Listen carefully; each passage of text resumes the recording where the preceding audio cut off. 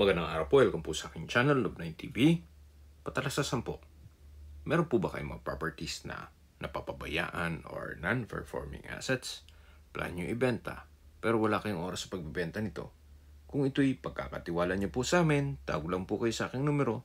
Usap po tayo, gawin ko po ng video for free. Yes, libre po, wala po kayong babayaran. Tutulungan pa namin kayong mabenta ang inyong property. Kami na po bahala sa marketing, sa boosting or paid ads. Even sa tripping, hindi na po kayo mapapagod sa pag-entertain ng mga buyers. Kami na po bahala sa lahat. Tawag lang po kayo. Nandito po tayo ngayon sa Sita, Italia, Bacoor, Cavite, kung saan meron po tayong bagong video presentation. Isang house and lot na may lot area na 132 square meters. At may floor area na 143 square meters. Ito po titulado, buhay po ang may-ari, kaya wala po kayong magiging problema sa documentation or sa transfer ng title. Meron po itong 3 bedrooms, 3 toilet and bath, family area, maid's room, balcony, lanay, at pocket garden. Ito po yung garahe na kung saan kakasya po ang isang sasakyan. Covered na po yan. Then sa dulo po ay meron pa pong setback na pwede pang pagtanman. Ito po yung harapan ng bahay. Sa structure at pintura, maayos pa naman po. At dito naman sa garden, konting trim lang sa mga halaman. Ito naman po yung main door. Naka-aluminum screen door. At samahan niyo po ako. Pasok po tayo. Naka-solid wood door na rin po ito. At welcome po dito sa bahay ni Sir.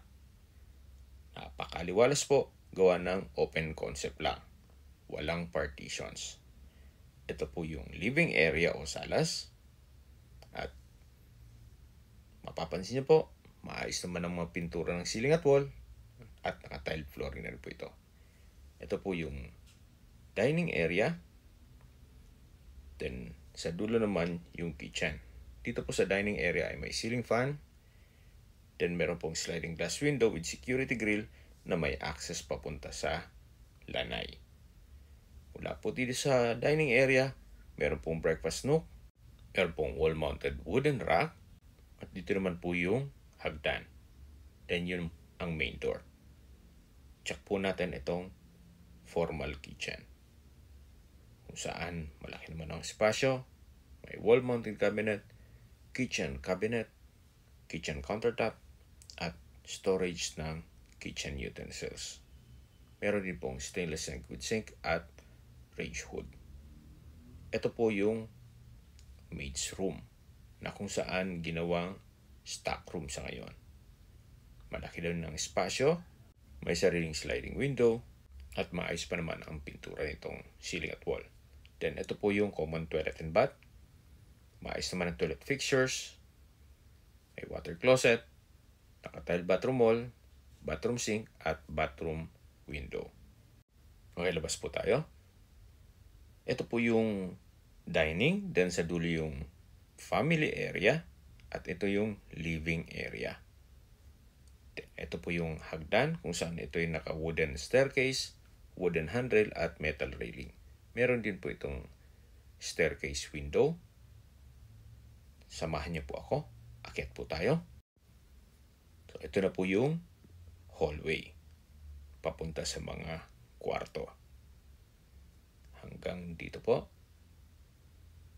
Yung common toilet and bath, na kung saan maayos din ang toilet fixtures, naka-tile bathroom wall, may vanity mirror, bathroom sink, at bathroom window. May built-in cabinet. At check po muna natin itong first bedroom, kung saan malaki naman ang espasyo nito. At meron pong dalawang sliding glass window. So, labas po tayo. Ito naman po yung second bedroom. So, ganun din po. Sa space, sakto lang. Then, meron pong malaking sliding glass window. Sa mga gamit po, hindi po kasama. So, bare lang po ito. At ito naman po yung third bedroom o master's bedroom, kung saan napakalaki po ng espasyo nito. Then, meron po siyang access ng sliding glass door. Papunta naman dito sa balkonahe o terrace. Yan po yung wardrobe na from floor to ceiling. Napakalaki po. check po natin itong balkonahe o terrace. Meron po itong security grill. At mula po dito, matatanaw nyo ang mga kapitbahay. Hanggang dito po sa dulo ang balkonahe. Sa baba po nito yung garahe.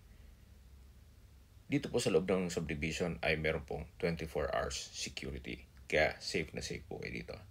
Napakatahimik po ng lugar at sariwa ang hangin. Sa klima naman po, banayad lang, hindi naman ganun kainit at hindi naman ganun kalamig. Ito po yung structure dito sa second floor. Maayos na maayos pa. Dito po sa sliding glass window ay may security grill. Then, meron din pong aluminum screen door.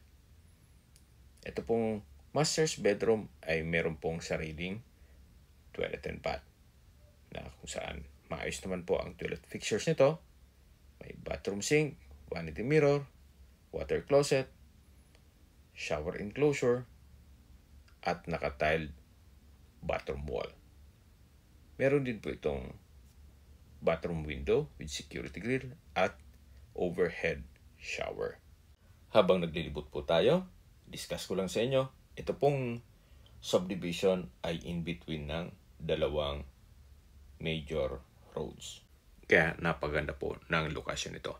Okay, habang naglilibot po tayo, pag-usapan natin ang distance, location at travel time.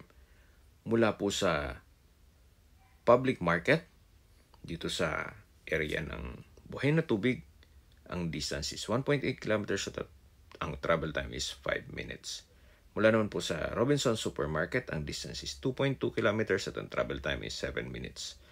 Mula naman po sa Cavite East Medical Center, ang distance is 1.7 kilometers at ang travel time is 5 minutes.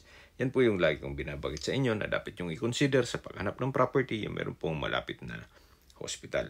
Hindi ko naman po sinasabing sakitin kayo. Yan naman po ay for emergency purpose lang naman. At mula naman po sa St. Dominic College of Asia, ang distance is 6.7 kilometers at ang travel time is 18 minutes.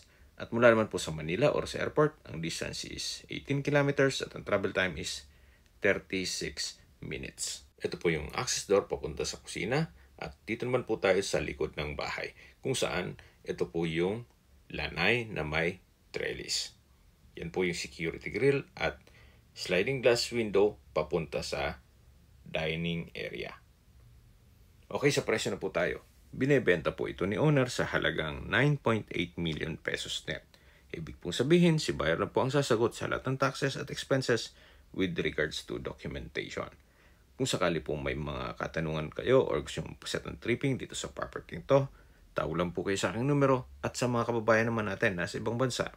Meron po akong Telegram sa mga iPhone user man may iMessage. Meron din pong Imo, Skype, Viber at WhatsApp. Same number lang po, 0917-316-3399. Sa mga nagtatanong naman po ng aming Facebook, meron po kaming Facebook page na Noblen TV at Facebook Reels Video. Mag-suyo po like and follow na rin. Meron din po kami ibang YouTube channel na The Noblen TV channel at AC Listings.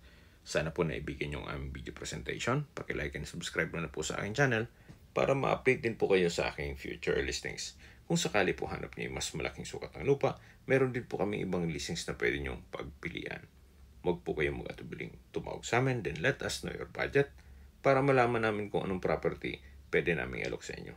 Sa lahat pong viewers, subscriber at nagtiwala po sa amin, salamat po sa suporta. Ingat po kayo lagi at yung pamilya. Maraming salamat po.